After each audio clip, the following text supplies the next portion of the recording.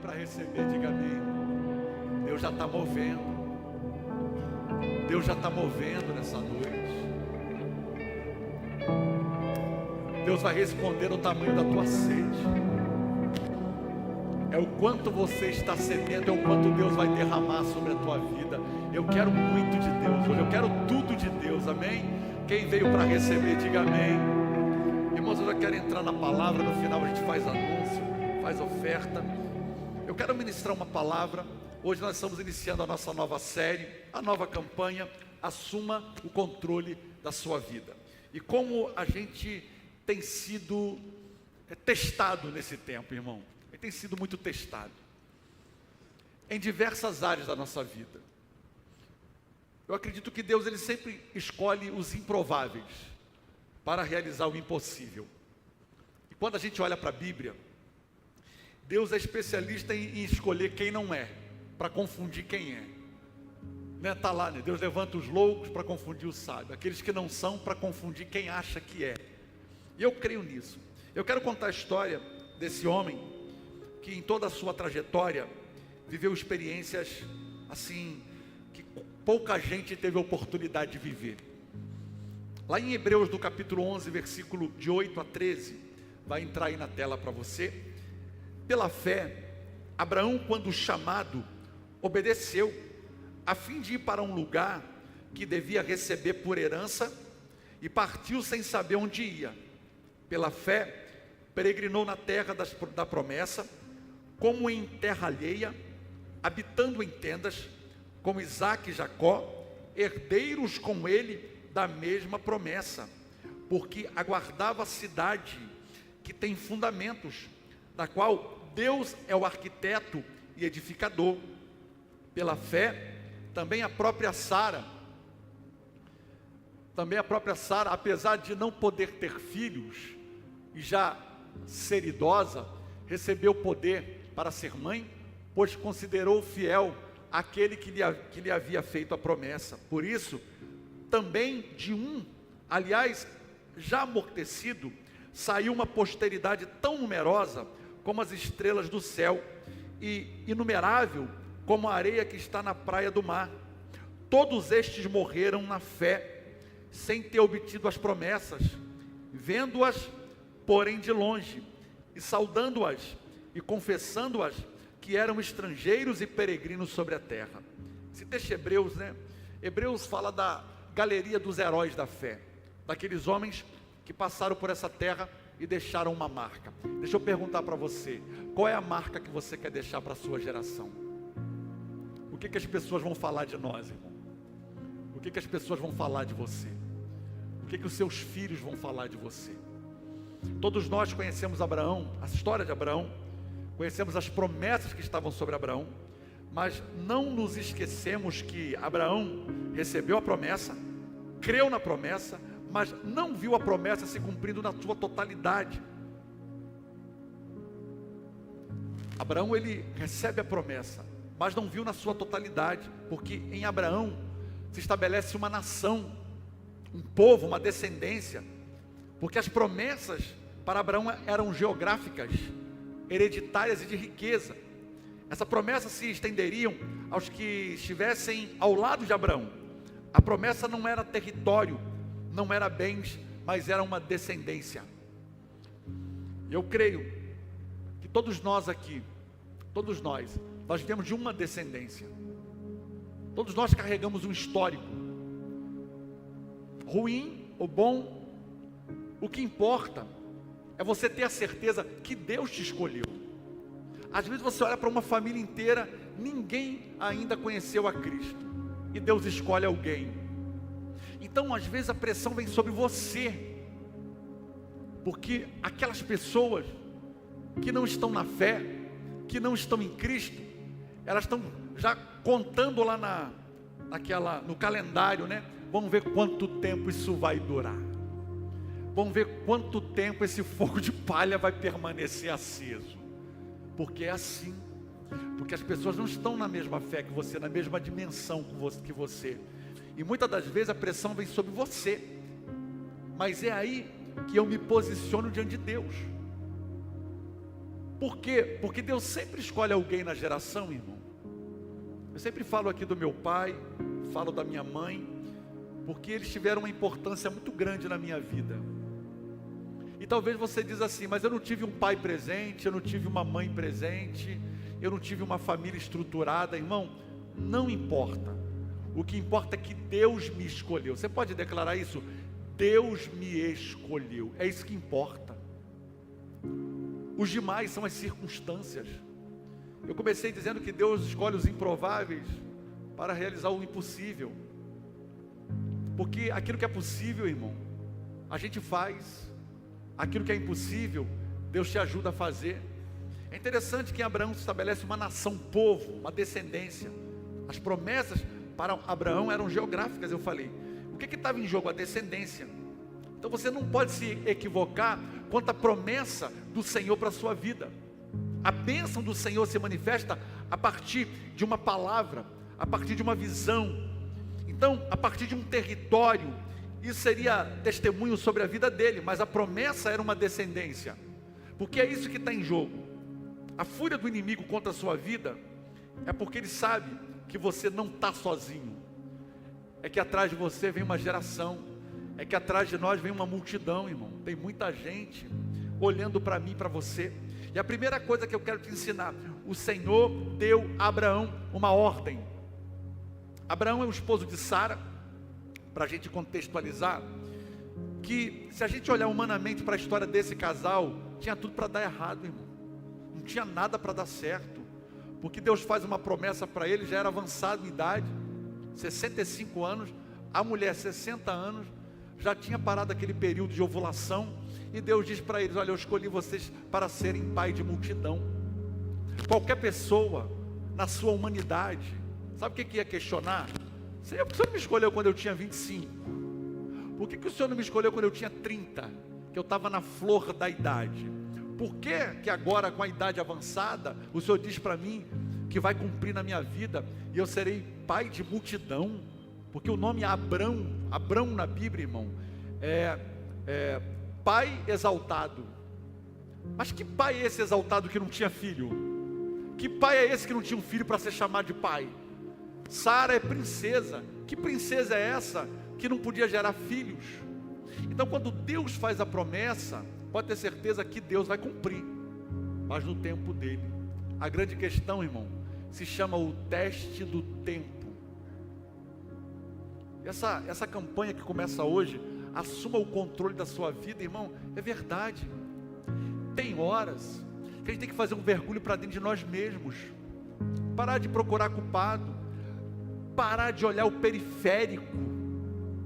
A gente gosta de mergulhar no rio, o rio de Deus mergulha. Tem hora, irmão, que a gente tem que sair do rio, é olhar para dentro da gente, é olhar os nossos limites, as nossas fraquezas, os pontos fortes, qual é o seu potencial, qual é a minha limitação, o que Deus quer de mim. São as 5 respostas, que se você tem respostas a essas perguntas, ninguém vai te parar. Ninguém consegue parar um homem e uma mulher que tem resposta a essas 5 perguntas. Anote aí, de onde eu vim? Você sabe de onde você veio? Eu sou nascido de Deus, irmão. Eu vim de Deus. Eu não vim de macaco, eu não vim da ameba, eu sou obra da criação de Deus. Amém, irmão? É isso. Vamos parar de mentira, porque o diabo está escravizando as pessoas com mentira, e as pessoas acreditam. A segunda pergunta é, para onde eu estou indo? Quem sabe para onde está indo, irmão? Eu estou indo para o céu, irmão. É para lá que nós vamos, porque se eu sei de onde eu vim, logo eu sei para onde eu estou indo. A terceira pergunta, qual é o teu propósito? Pergunta para a pessoa que está do seu lado, você sabe qual é o seu propósito? Qual é o seu propósito? Porque identidade é aquilo que você é, propósito é o que você foi chamado para fazer. Entendeu, irmão? Se você foi chamado para fazer algo, você precisa descobrir o que Deus quer de você. A quarta coisa, estou falando de cabeça, tá, irmão? A quarta coisa é, o que eu posso fazer? Porque se eu tenho um propósito, o que eu posso fazer? De onde eu vim, para onde eu estou indo, qual é o meu propósito, o que eu posso fazer? Porque tem pessoas que sabem, eu tenho um propósito, mas elas se omitem ao propósito, elas fogem do propósito, elas não querem o propósito, não querem viver. E alguns não sabem o que é um propósito, alguns não sabem como começar. E a última, de onde eu vim, para onde eu estou indo, quem eu sou, qual o meu propósito, o que eu posso fazer, quem eu sou, quem você é, irmão. Eu não estou perguntando sobre a tua identidade.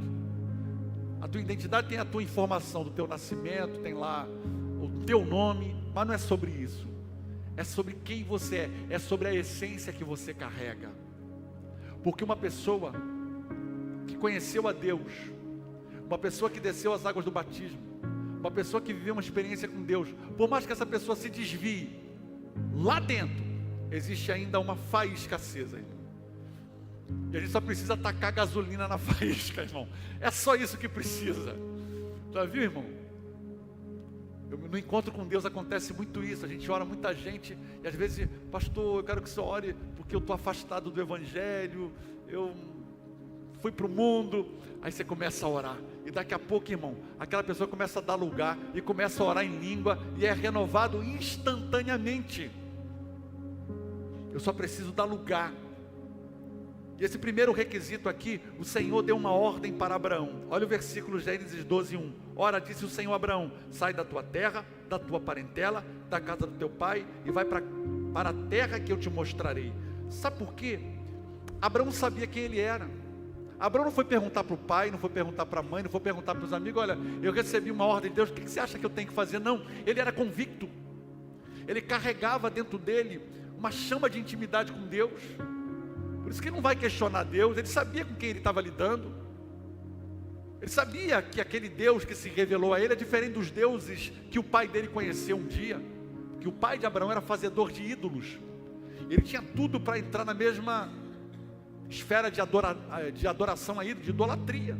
Mas ele decidiu romper com aquele histórico familiar de nunca conseguir construir nada na vida.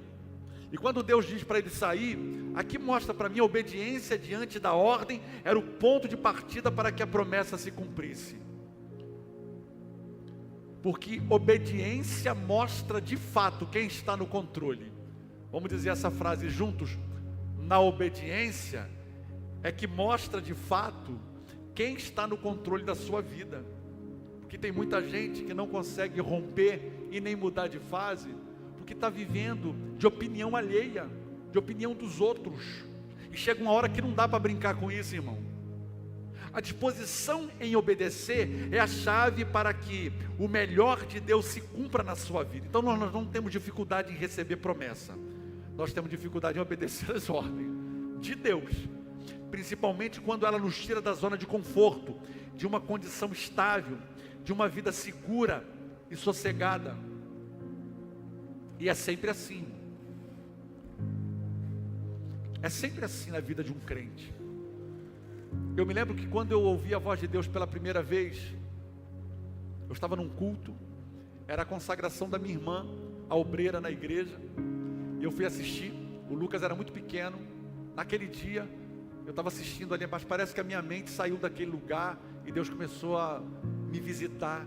Eu chorava muito, e naquele dia eu fui marcado, eu saí dali marcado, para nunca mais ser a mesma pessoa. Porque uma experiência com Deus muda tudo, irmão. Se é experiência com Deus, muda tudo. E nunca mais eu consegui ser a mesma pessoa. E outras experiências, Deus nessa noite pode dar uma experiência que vai te levar até os últimos anos da sua vida nessa terra, e com a chama acesa no seu coração. Quando Deus chama Moisés, foi com essa intenção. Quando a sarça arde e não se queima, Deus está dizendo para Moisés: eu quero você assim na minha presença, Moisés, que o fogo nunca acabe.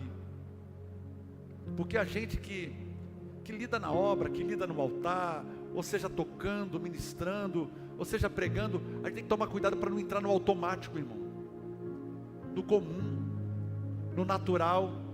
Eu aprendi uma coisa: Deus não me chamou para ser uma pessoa comum.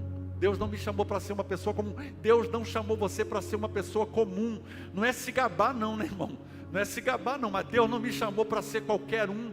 E Deus também não me chamou para andar com qualquer um. Porque eu não posso perder tempo. E a vida, ó, passa rápido demais, irmão. Eu já faço 52 esse ano, quem diria, irmão? 52 anos, ó, voou. 2 netos. Já estou com 2 netos. Vovô, meu irmão. É estranho, né? Vovô, mas é maravilhoso. É maravilhoso quando a gente ouve vovô, vovô.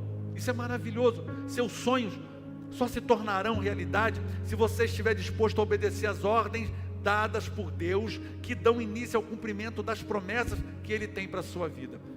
Você está disposto a obedecer? Deus está disposto a realizar. A segunda coisa, o Senhor fez uma aliança com Abraão. O que o Senhor fez com Abraão? Uma aliança. Aliança é um acordo. Aliança é Deus assumindo um compromisso com Abraão.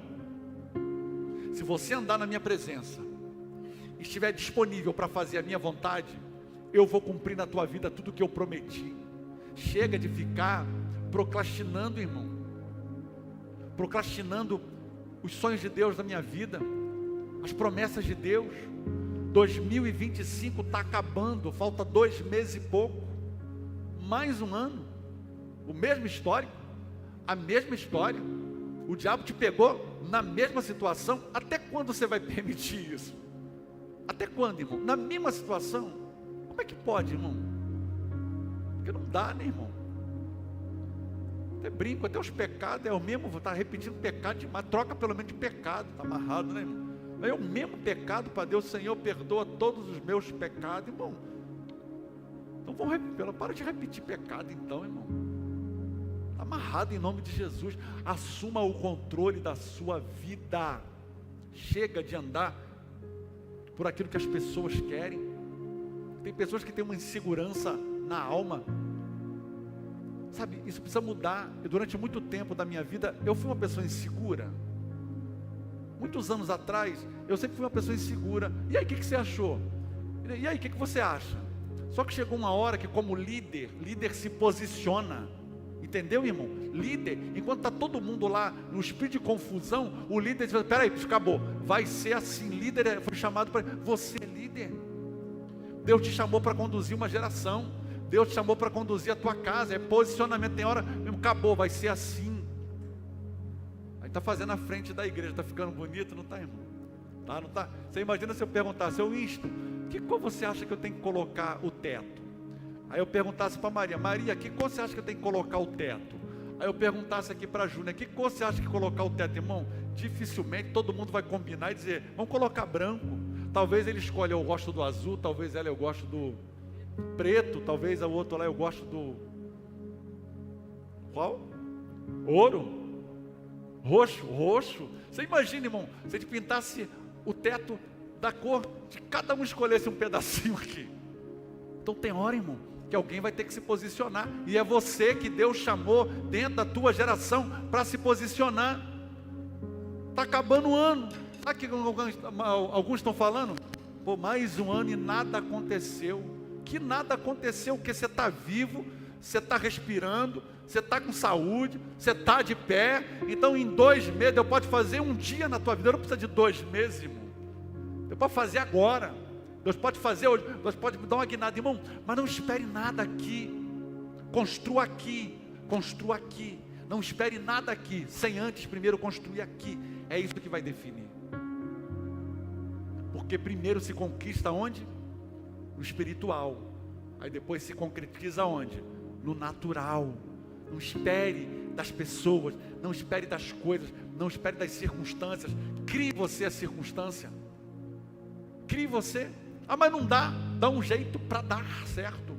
Ah, mas todo mundo tentou, mas você tem nome. Você não é todo mundo. Eu tenho um nome, eu tenho uma identidade, eu tenho experiências com Deus que prova na minha vida que Deus é comigo. Chegou uma hora que Deus falou para Gideão. Gideão está lá todo animado para entrar na batalha. Lembra da história? Gideão está animado. Vamos embora? Aí Deus falou para ele: tem gente demais.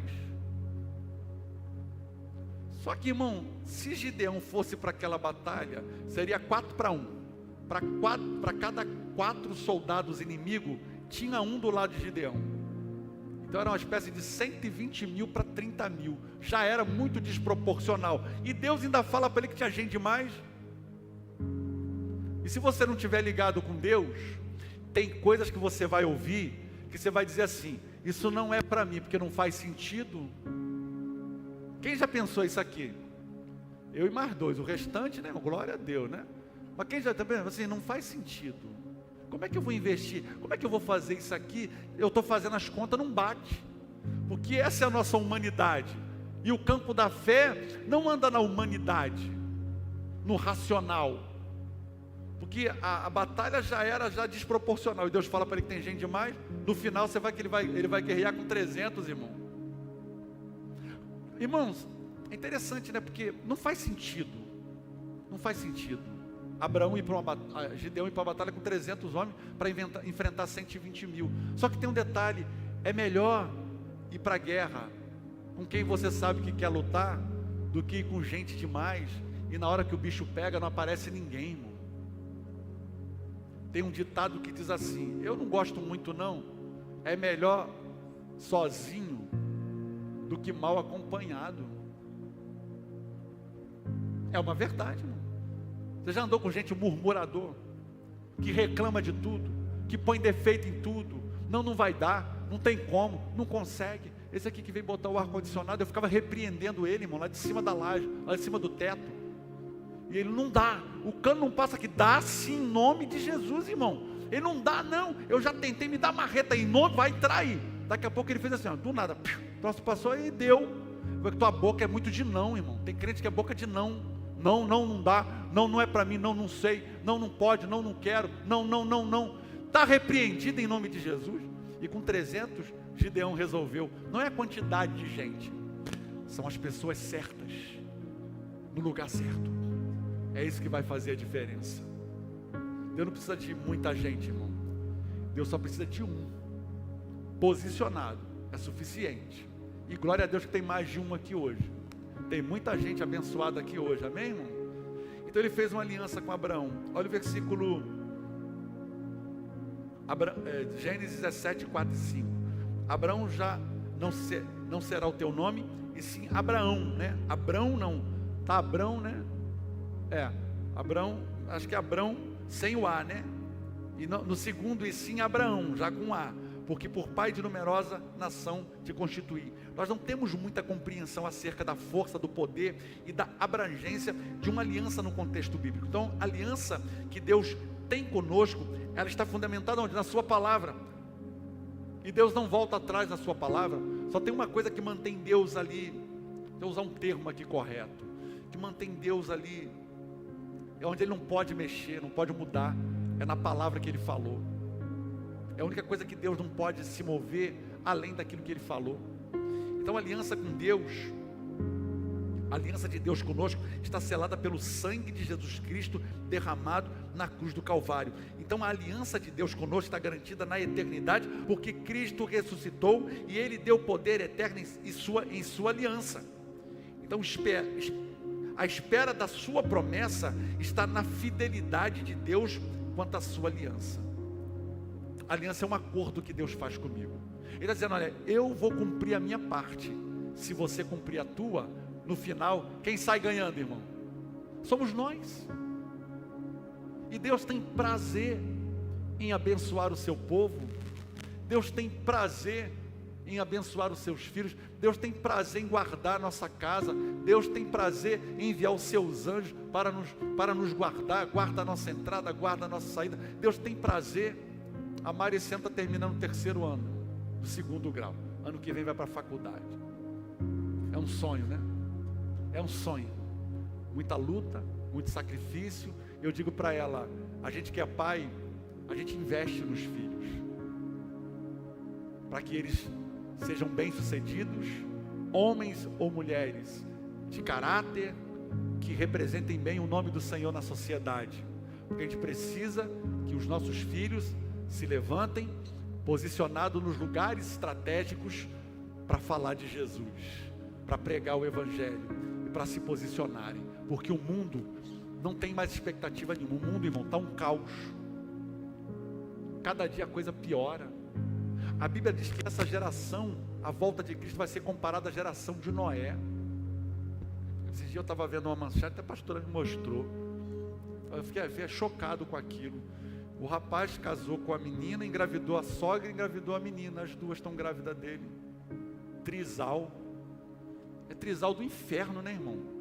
É trisal do capeta. O sangue de Jesus tem poder. Sabe o que as pessoas estão dizendo? É assim mesmo, pastor, final dos tempos. Irmão, no mínimo, a gente é tomar de uma indignação. Está repreendido em nome de Jesus. Você imagina a geração que nossos filhos vão ter que encarar, irmão? Se a gente não preparar essas crianças, isso ainda não é nada do que está por vir. E tem crente é assim mesmo. Os filhos assistem o que quer, vê o que quer na televisão, vê o que quer no celular, e tá bom, tá lá se distraindo lá, e pelo menos tá quieto, irmão. Nós temos que abrir os nossos olhos, porque o inimigo quer entrar dentro da sua casa. É lá que ele quer entrar. E se a gente não colocar, se a gente não se colocar na torre de vigilância, ele entra mesmo, irmão. Entra ou não entra? Entra. É na torre da vigilância, na oração, no compromisso de orar com os filhos, de levá-los a uma experiência com Deus, para que eles estejam prontos para encarar o mundo. A terceira coisa, o Senhor deu uma promessa para Abraão. E disse o Senhor a Abraão, depois que Ló se separou dele: ergue os olhos e olha desde onde estás, para o norte e para o sul, para o oriente e para o ocidente, porque toda essa terra que vês eu te darei a ti, a tua descendência para sempre. Versículo de Gênesis 13, 14 e 16. Farei a tua descendência como o pó da terra, de maneira que se alguém puder contar o pó da terra, então se contará também a sua descendência. Interessante essa fase na vida de Abraão. Quando você vai estudar a vida de Abraão, são fases que ele vai viver. A fase ali do chamado, a fase ali onde Deus manda ele sair da terra e da parentela. Sai da tua casa, sai da tua terra, sai da tua parentela. São 3 níveis, né, de movimento que Deus está fazendo na vida de Abraão. Depois tem a fase ali em que ele tem que se separar de Ló. Ló vai com ele, só que chegou uma hora que não deu mais certo. Eles prosperaram tanto, começou a ter briga entre eles, irmão. Essas brigas são boas, né? A gente podia começar a brigar por isso, né, irmão? Está tão pastor, estou tão próspero. Não, eu que vou dar o telão para a igreja. O outro lá, não sou eu que vou dar. E aquele, entendeu, irmão? Porque Deus está abençoando tanto. Deus está abençoando, pastor, vamos fazer uma ação social. A cesta básica comigo. Outro irmão, não, eu que vou dar as cestas básicas. Será que a gente não está brigando por coisa tão fútil? Ao invés de brigar por aquilo que é reino, por aquilo que é apaixonante. Quando Deus dá ordem para separar de Ló, separa de Ló, porque não está dando mais certo. Tem horas, irmão, que vai doer, mas algumas pessoas não podem estar mais no seu círculo de amizade. Tem hora que tem que dar bloqueia, não dá mais, porque senão, irmão, o outro vem para roubar a tua bênção. Tem gente que se aproxima da gente. Faço 2 perguntas. Essa pessoa está me aproximando de Deus, ou essa pessoa está me tirando de Deus, irmão? Questione isso, porque se uma pessoa apareceu, seja numa amizade, seja num namoro, seja num relacionamento, e essa pessoa está te afastando de Deus, a bênção de Deus não traz dor, não traz conflito, não traz confusão, não traz guerra. Depois que eu entrei nessa amizade, depois que eu entrei aqui nesse grupo, eu estou me esfriando espiritualmente, foge, dá tchau, bloqueia e vai viver o que Deus tem para você. Chegou uma hora que Deus falou para Abraão, se afasta de Ló. Aí ele chama Ló e diz para ele: Ló, você vai escolher um lado, se você escolher a direita eu vou para a esquerda, se você escolher a esquerda eu vou para a direita. Aí Ló escolheu aquilo que os olhos dele chamou a atenção, que era uma parte verde do deserto. No deserto tinha uma parte verde, que era Sodoma e Gomorra. Ele escolheu esse lugar, só que ele não sabia o que ia acontecer com Sodoma e Gomorra, e ele vai para lá.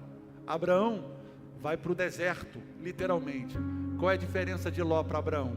Tem aqueles que escolhem lugares, tem aqueles que transformam lugares. Você foi chamado para transformar lugares, transformar ambientes, transformar a geografia. É você mesmo.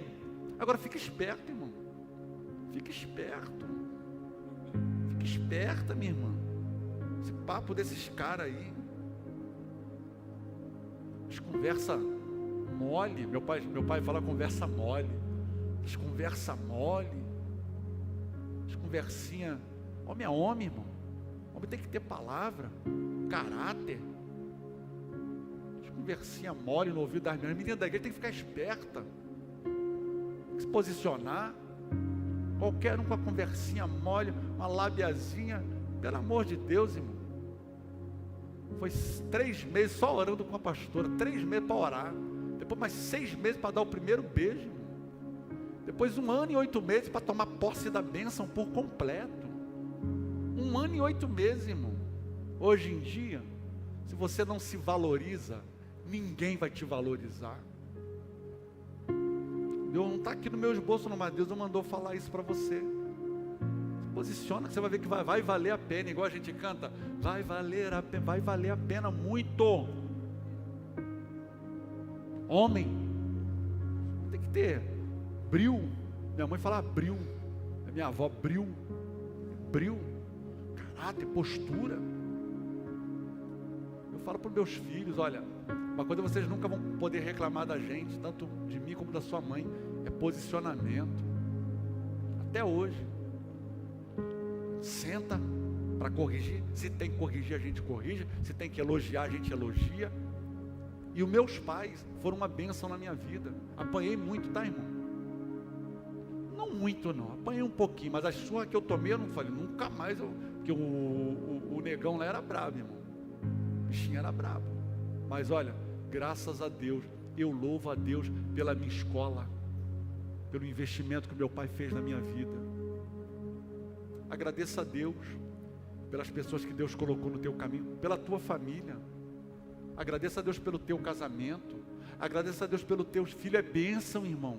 Nós nunca fomos impedidos de nada por causa de filho. Pelo contrário. Nós sempre fizemos a obra de Deus todos esses anos. Nunca filho impediu a gente de nada. E graças a Deus por isso. É interessante que esse é o posicionamento que o Senhor espera que você tenha diante das promessas que ainda não se cumpriram. Número 1, sustentar a visão. Você está pronto para isso? Uma visão? Essa semana, há uns dias atrás, eu fui lá no salão da Júnia. Fomos lá orar. E ela contando um pouquinho lá do que Deus fez naquele lugar. Era um vale de ossos secos. Feio, né? E você vai lá hoje, irmão. O lugar é de excelência. Deus colocou no coração dela e do esposo. Eles começaram a planejar. Eles começaram a sonhar. Mantendo a visão firme. E hoje eles estão desfrutando da bênção. Vale a pena acreditar, irmão. Vale a pena sonhar. Vale a pena a gente investir, sabe? O nosso coração em crer na palavra de Deus. A segunda coisa é permanecer crendo, porque o tempo vai passando, a tendência de alguns é se esfriar. Esse tempo todo Deus não fez. Deus sabe o dia, a hora certa. Ele não fala. A gente cantava uma música, não sei se vocês conhecem, da minha época, que era assim: Jesus, plano melhor, nunca chega atrasado. Sua hora é perfeita, sua maneira a mais linda. Vocês conhecem essa música? Irmão, o dia que eu ouvi essa música pela primeira vez, eu falei: glória a Deus, é isso. Deus não chega atrasado. A terceira coisa é decidir apropriar-se do que lhe foi prometido pelo Senhor. Diga: é meu, ninguém vai roubar. Diga comigo: é meu, ninguém vai roubar. Número 1 é sustentar uma visão. A visão é um sentido que amplifica os nossos horizontes e limites. Visão tem a capacidade de levar alguém a lugares que simplesmente recursos naturais não pode levar. Visão não se limita ao físico, ao empírico. Visão transcende os olhos, transcende a luz. Visão é virtude, visão é algo sobrenatural. A visão que você tem com relação ao seu amanhã faz muita diferença nas escolhas e decisões que você faz hoje. Então o futuro tem a missão de nos fortalecer e nos empurrar em direção a ele. 2026, 2025 ainda não acabou. O meu coração assim, irmão, tá naquela expectativa para ainda esse ano, porque eu carrego algumas visões no meu coração que ainda não se cumpriram, e o ano ainda não acabou, e eu creio que Deus pode fazer num dia aquilo que Deus não fez em 8, 9 meses. Quem acredita? Eu creio, irmão, que Deus pode fazer em um dia aquilo que eu esperei um ano inteiro para fazer. Olha, eu não tenho o que reclamar. O ano de 2025 está sendo maravilhoso, irmão, marcado por tantas, assim, a gente recebeu muitos ataques esse ano do inimigo. Quem aqui recebeu muito ataque? Muito ataque do inimigo, na nossa família, em direção à nossa casa, para tentar nos entristecer. Ah, mas vocês são pastores de carne e osso, pastores que têm sentimento, pastores que têm emoção. Então muitas das vezes o inimigo fala: ferirei o pastor e as ovelhas se dispersarão. Está na Bíblia. Você tem orado pelo seu pastor? Você tem orado pela sua pastora? Deus, guarda o coração do meu pastor, que o Senhor mantenha ele firme e focado na visão que o Senhor deu a ele. Quantos pastores desistiram esse ano? Quantos pastores morreram esse ano? Até pastor se suicidando. Quem ouviu isso? Pastor se suicidando. Isso na minha época de convertido era quase impossível. Ferirei o pastor e as ovelhas se dispersarão. Ore pela nossa vida, cubra a nossa casa de oração. Pastor, mas vocês não oram? Não, a gente ora, irmão, mas eu preciso da oração da igreja, porque aonde há concentração de poder, há concentração de demônio.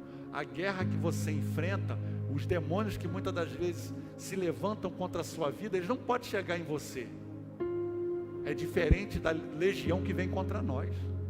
A gente que é pastor, irmão, o inimigo vem com fúria, mas eu creio naquela palavra: nenhuma arma preparada contra ti, ela vai prevalecer.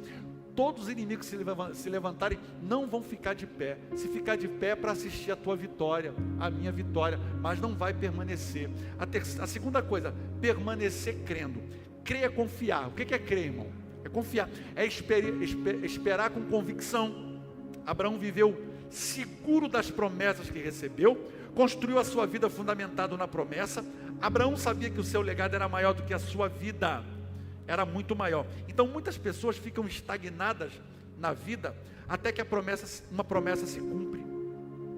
Não edifica nada, não constrói um legado, não experimenta a fé, não cresce espiritualmente, não cria raízes, nem floresce e nem dá frutos. Você precisa se enraizar. Se essa aqui é a igreja que Deus te colocou, é aqui que eu quero ser plantada, é aqui que eu quero dar fruto.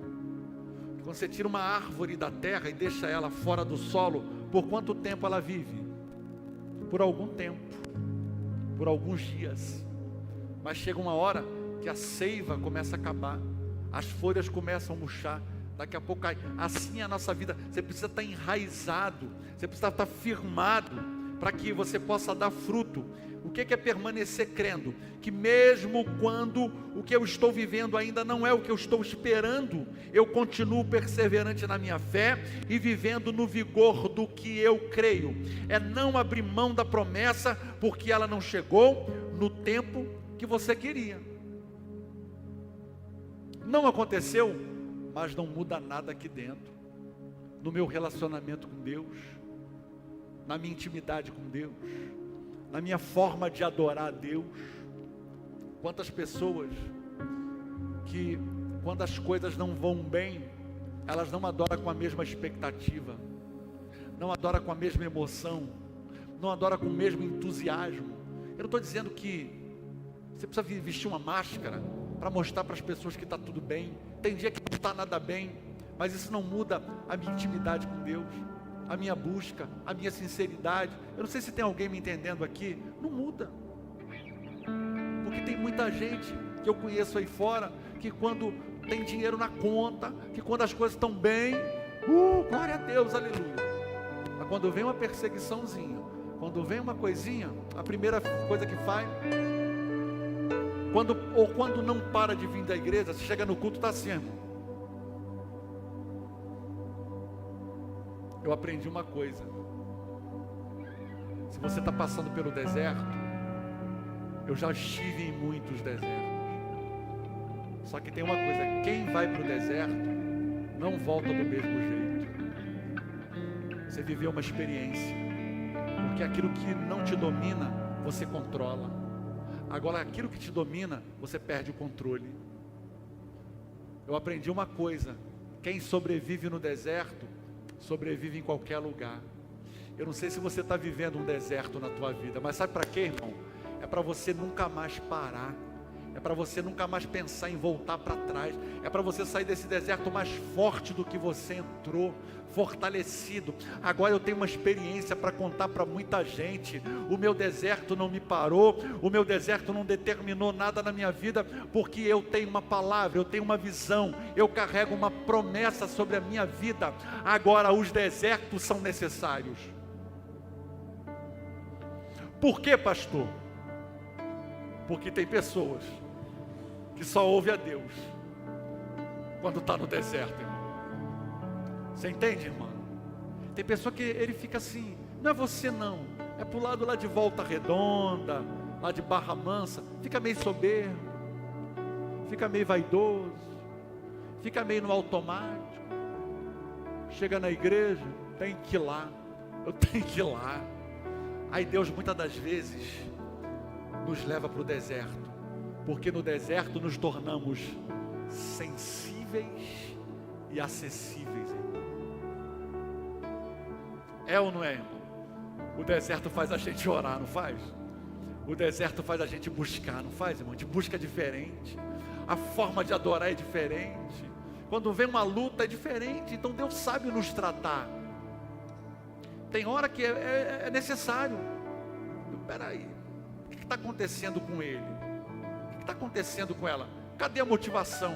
Cadê aquela busca? Cadê aquela entrega? Acabou? Então vem cá, leva para o deserto. A gente fica sensível, chora à toa, fica quebrantado, né, irmão? Toca uma música e já está chorando em casa, no carro. Meu Deus, quantas vezes eu estou no carro naquela pressão, aí daqui a pouco entra um louvor. Quantas vezes, irmão, a lágrima começa a escorrer. Eu falei, obrigado que o Senhor está falando comigo. Obrigado que o Senhor está falando comigo. Obrigado porque eu estou ouvindo a tua voz. É isso que vai fazer a diferença. Vamos ficar de pé nessa noite, irmão. Então, crer é viver debaixo de uma convicção e não debaixo de uma condição. Diga comigo, crer é viver debaixo de uma convicção, não de uma condição. Diga de novo para você acreditar no que eu estou te falando. Diga, crer é viver debaixo de uma convicção e não debaixo de uma condição. Guardou isso aí para você? A terceira coisa é decidir apropriar-se do que lhe foi prometido pelo Senhor. Diga comigo, é meu, ninguém vai roubar. Quais as verdades e esperanças que você tem abraçado na sua vida? Quais são? Apropriar-se é tomar posse daquilo que me foi concedido por direito e herança. A banalização das promessas faz com que ela caia no esquecimento e no abandono. Você tem promessa? Quem tem promessa aqui? Se eu te perguntar qual, diga o nome da sua promessa. Fale o nome da sua promessa. Você tem promessa? Qual é? Diga o nome da sua promessa. Você está entendendo, irmão? A gente tem a promessa que nos foi concedido, mas a gente nem sabe o que é, nem sabe nem o porquê. É preciso adotar as promessas de Deus para a sua vida e torná-las suas pela palavra, torná-las suas pela convicção. Torne-se Senhor das promessas, mesmo que ela seja desfrutada somente pelos seus descendentes. O que te move? São as promessas que um dia você recebeu do Senhor, ou as decepções, as circunstâncias e as perdas ou os desertos? O que move você? Sabe o que Deus falou comigo hoje? Tem muita gente magoado, ferido, entristecido. Isso bloqueou o acesso. Você está vivendo pautado nisso. Lembra que eu te falei? Crer é viver debaixo de uma convicção e não debaixo de uma condição. Condição é aquilo que a vida nos apresenta. Condição são as circunstâncias que muitas das vezes eu não tenho como controlar, mas eu não sou movido por elas, eu sou movido por uma palavra. Aliás, condição, eu sou movido por uma convicção.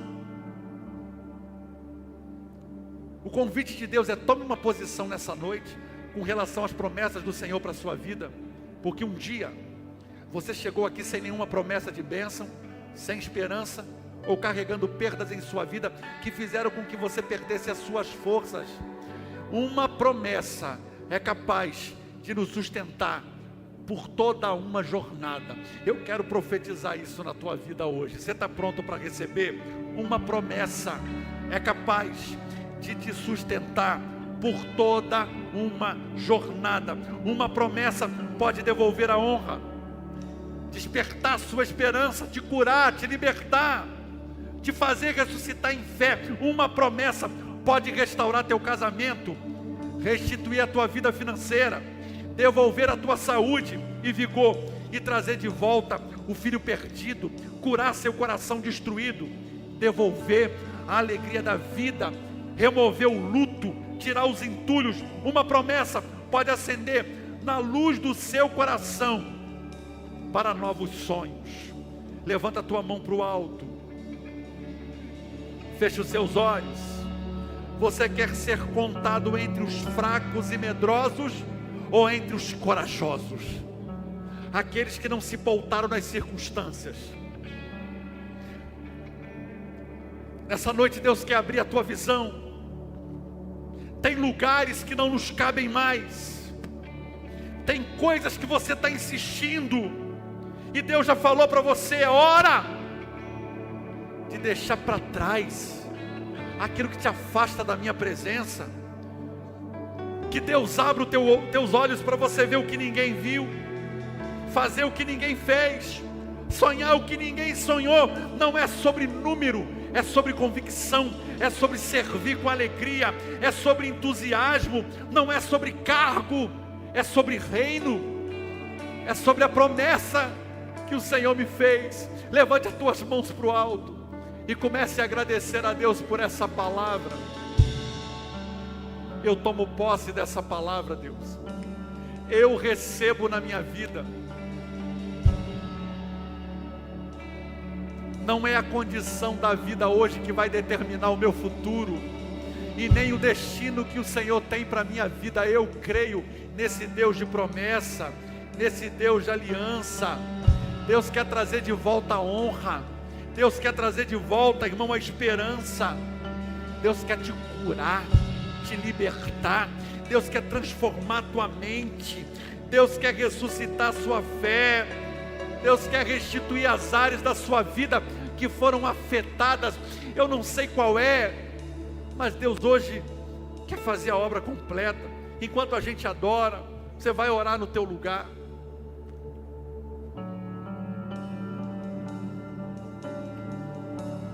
Você vai pedir o Espírito Santo: eu quero de volta o que é meu. Eu quero de volta a minha promessa. Eu quero de volta aquela fé inabalável, aquela fé que não se movia por circunstância, aquela fé ousada em acreditar, aquela fé que não se move pelo momento, aquela coragem que eu sempre tive, mas por algum momento, por algum detalhe, por alguma circunstância, isso bloqueou na minha vida. Hoje Deus te libera. Assuma você o controle da sua vida. Chega de ser governado por sentimentos, por emoções. Eu quero a fé convicta, a fé real, porque sem fé é impossível agradar a Deus. Vamos adorar Jesus nessa noite, vamos.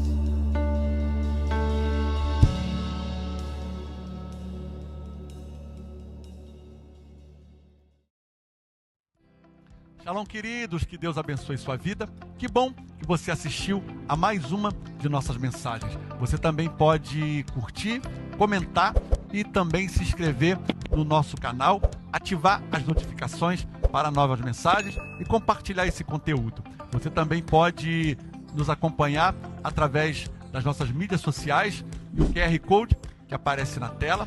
E claro, você também pode participar dessa obra compartilhando e doando a sua oferta para que possamos pregar o Evangelho. Que Deus te abençoe.